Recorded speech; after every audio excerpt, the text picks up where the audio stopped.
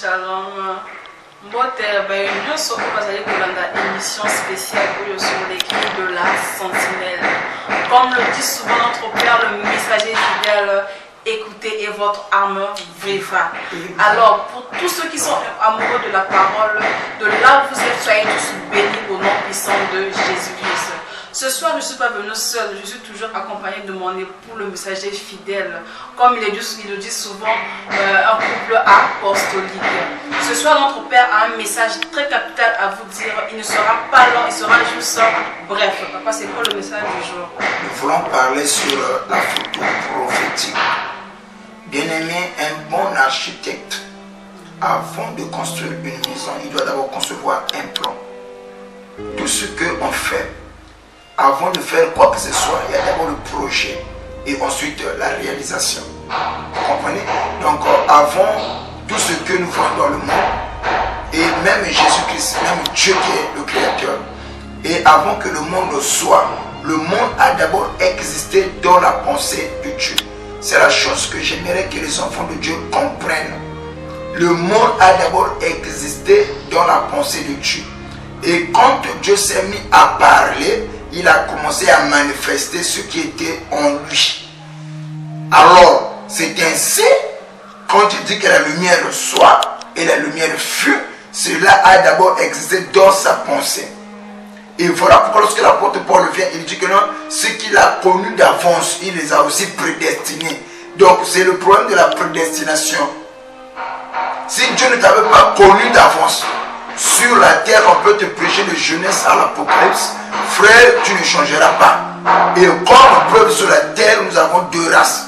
Il y a la race du serpent et la race d'Adam. Donc la race d'Adam, ce sont les gens quand ils font du mal, ça brûle. Et il est mal à l'aise. Il doit d'abord réparer. Il doit chercher à résoudre ce problème-là pour avoir la paix intérieure. Mais il y a aussi des gens qui font du mal, ils sont plutôt à avoir le regret. Alors que ça ne t'étonne pas. Donc Dieu aussi, avant qu'il nous envoie sur la terre, il avait d'abord un plan, un projet bien élaboré pour nous. C'est ainsi, quand il crée quelqu'un, il crée un homme, et derrière cet homme-là, il a sa raison d'être, la mission qu'il lui doit accomplir. Cette mission-là, c'est ce que nous appelons le carnet prophétique ou la photo prophétique, les pensées de Dieu pour l'homme. Alors, une fois sur la terre, et que quand on vit sur la terre, on doit chercher à savoir qu'est-ce que Dieu attend de moi.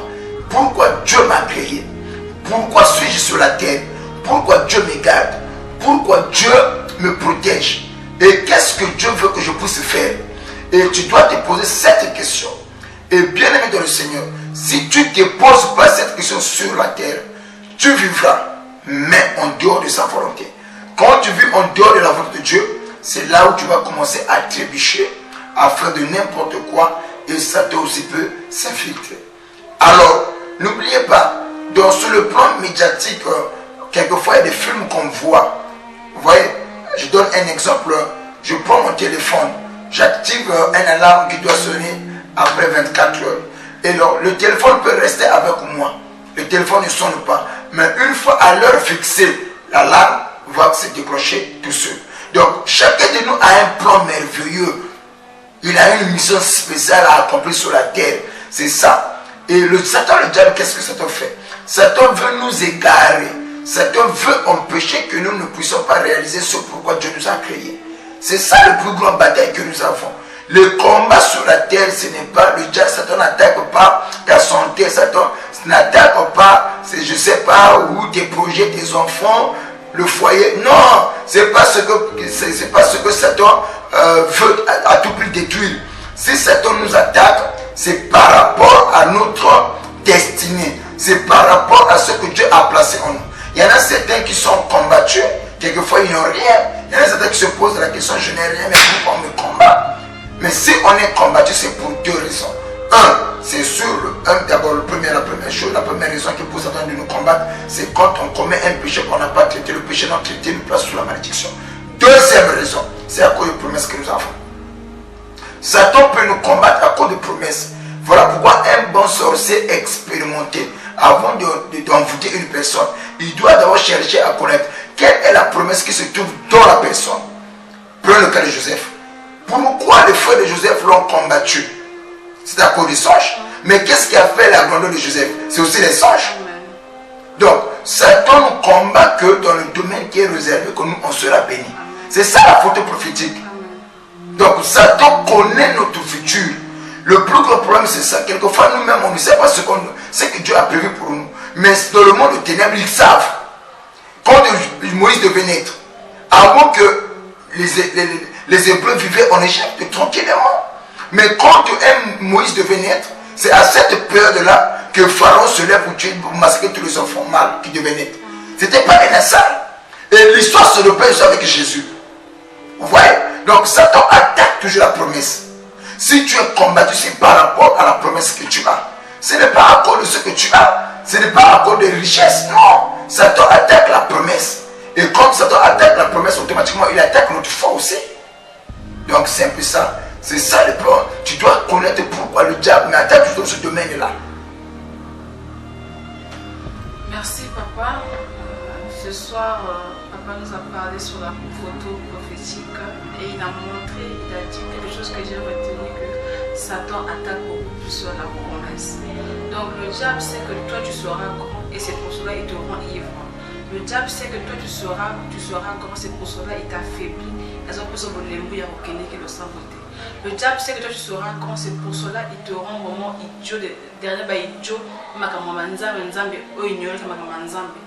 Il sait qu'il menace en fait ce que Dieu a mis en toi et il étouffe ça. Il sait très bien que demain tu seras une grande personne. Car cela est une volonté parfaite de l'Éternel. Mais lui, il veut impliquer sa volonté dans ta vie. Alors ma soeur, mon frère, toi qui as écouté l'apôtre, le messager fidèle ce soir, évite les distractions, évite tout ce qui n'est pas bon, évite tout ce qui n'est pas lié, évite que madame la bateau, afin de cheminer sur la voie du salut, la voie de la grandeur que le Seigneur a réservée pour toi. Car il a dit, j'ai pour vous les projets de bonheur et les projets de malheur.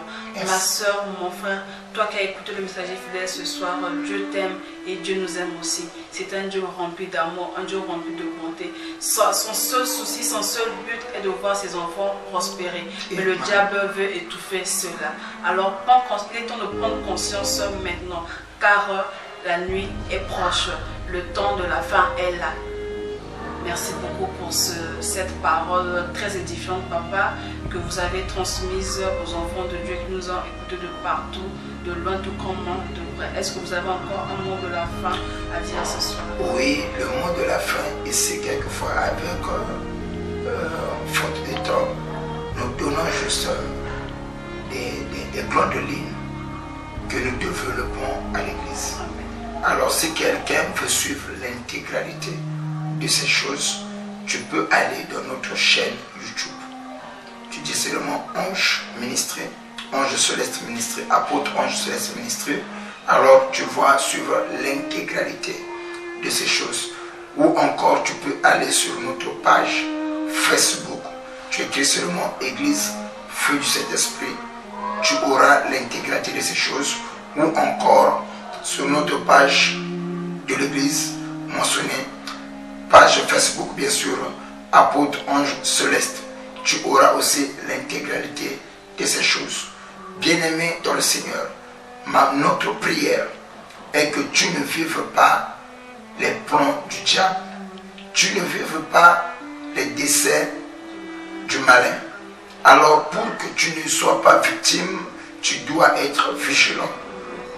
Prier de temps en temps. C'est l'un des conseils que Christ a donné à ses disciples en disant, veillez et priez afin que vous ne tombez point en tentation. Car votre ennemi, Satan le diable, rôde tout autour de vous, cherchez qui va dévorer. Et le diable est là, il vous empêchera de ne pas réaliser ce pourquoi Dieu vous a créé. Mais le ciel ne vous abandonnera jamais. Ne renonce pas à la foi, accroche-toi. Dans le domaine dans lequel que tu as plus combattu, c'est le domaine dans lequel où est réservée ta bénédiction. Essaie de voir la vie de Joseph. Vois tous les grands hommes de Dieu dans la Bible. Le domaine où ils étaient plus combattus, c'était le domaine dans lequel Dieu aussi les a élevés. Et pour clôturer, pour chuter Voyez un peu la vie de l'apôtre Pierre.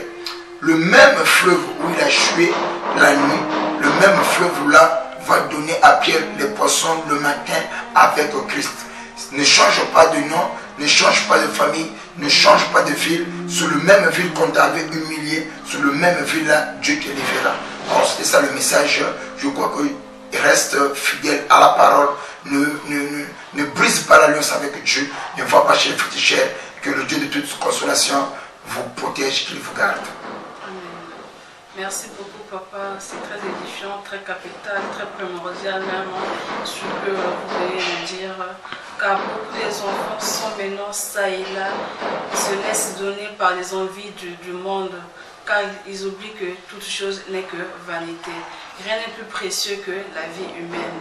Mais pour que cela soit précieux, il faut juste que tu acceptes le Seigneur Jésus-Christ comme étant Seigneur et Sauveur dans ta vie. Car il est mort sur la croix pour toi et moi. Alors mon frère, ma soeur, évite les distractions, évite les boîtes de nuit. Cela n'est que vanité, ça ne servira à rien. Au contraire, et puis ça dans la boisson, ça ne sert absolument à rien.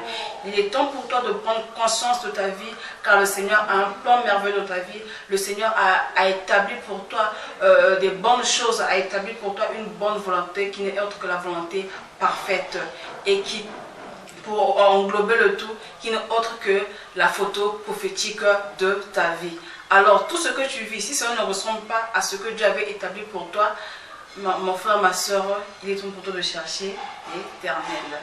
Ça a été un plaisir pour nous de recevoir le messager fidèle, car c'est une bénédiction pour moi d'être à côté du messager fidèle. C'est pas donné à n'importe qui. C'est une grâce pour nous, c'est une grâce pour moi, et il est une bénédiction pour l'Église corps du Christ, le ministère de l'évangile du Saint-Esprit en général. Que Dieu, mon Père, vous bénisse richement. Ciao.